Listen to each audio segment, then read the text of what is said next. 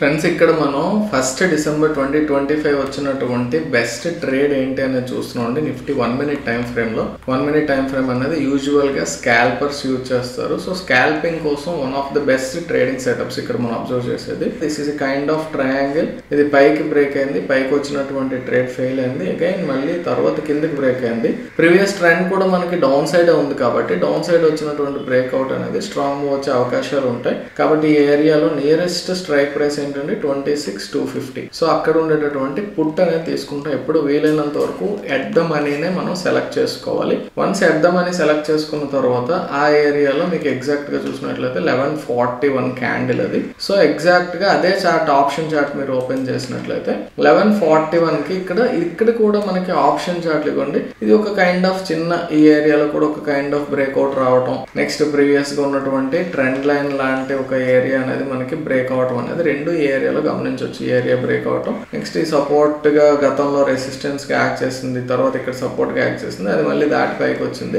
But immediate గా ఇక్కడైతే resistance ఉందండి. బట్ మనం ఇక్కడ స్పాట్ చార్ట్ ని బేస్ చేసుకొని స్పాట్ లో చాలా క్లియర్ ఎంట్రీ అనేది ఆఫర్ చేసింది కాబట్టి ఇమీడియట్ గా ఇక్కడ మనం ఎంట్రీ అయితే తీసుకోవచ్చు.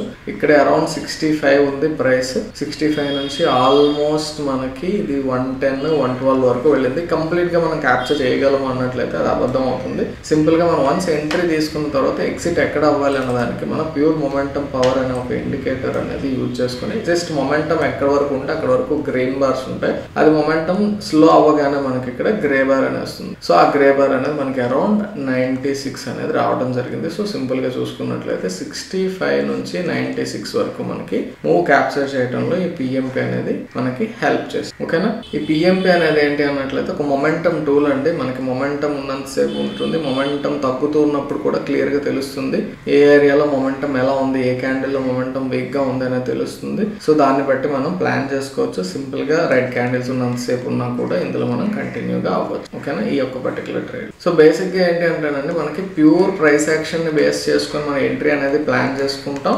ఎగ్జిట్ కోసం మాత్రం మనం ఈ పిఎంపి అనేది యూజ్ చేసుకుంటే సింపుల్ గా ఆప్షన్ బయర్స్ కి చాలా హెల్ప్ అవుతుంది. To know more related video అనేది మీరు చెక్ చేసినట్లయితే సరే. ఓకేనా.